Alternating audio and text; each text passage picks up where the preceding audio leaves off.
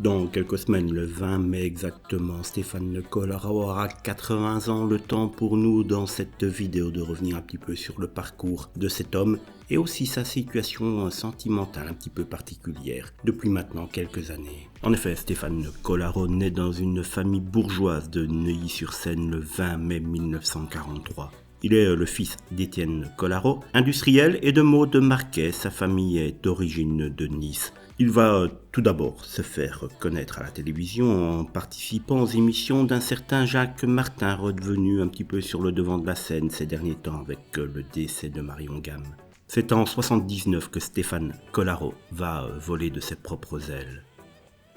Il lance sa première émission intitulée Le Collaro Show, émission d'humour diffusée hebdomadairement en seconde partie de soirée le samedi, puis diffusée en 1980 mensuellement le mercredi et en première partie de soirée jusqu'en 81, année où il va rejoindre TF1 pour y animer à partir de 82 Coco Boy, Cocorico Boy, Le Grand Ring Dingue et encore d'autres émissions qui vont faire que Stéphane Collaro devient une véritable star dans les années 80. Pour ces émissions, il va un petit peu copier Claude François et créer une troupe de danseuses baptisée les Coco Girls, sauf qu'elles sont encore un petit peu plus déshabillées que les Claudettes. Parmi les Coco Girls célèbres, on retrouve notamment Nadie Tardivelle qui va devenir la Nati de Jean-Paul Belmondo quelques années plus tard. Mais aussi une certaine Sophie Favier qui va faire les belles années de Christophe de Chavannes quelques années plus tard. En 87, il quitte TF1 pour la 5, mais l'échec de ces nouvelles émissions le conduit à revenir dès la saison suivante sur la première chaîne pour laquelle il va produire le Bébête Show, et là ça va être véritablement le carton. En effet, l'émission satirique sur la politique va marquer le début des années un petit peu folles concernant ce genre de programme avec les guignols de l'info qui viendront par la suite. En 96, lassé par la télévision et avec un petit peu moins de succès, Stéphane Collaro annonce son départ, son retrait de la télévision et son départ pour l'île de Saint-Martin. À Saint-Martin, il va devenir promoteur immobilier et il est le propriétaire de plusieurs hôtels.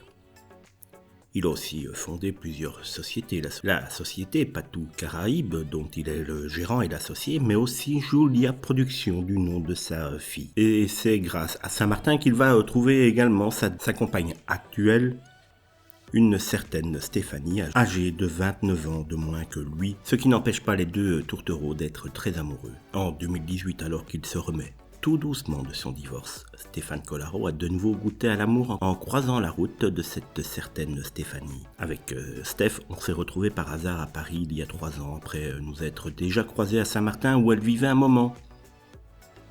Pour les beaux yeux de Stéphane Collaro, Stéphanie a accepté de faire ce qu'elle refusait depuis maintenant plusieurs années, c'est-à-dire quitter la France pour retourner vivre à Saint-Martin. Mais pour cela, l'ancien animateur a lui aussi dû faire quelques concessions.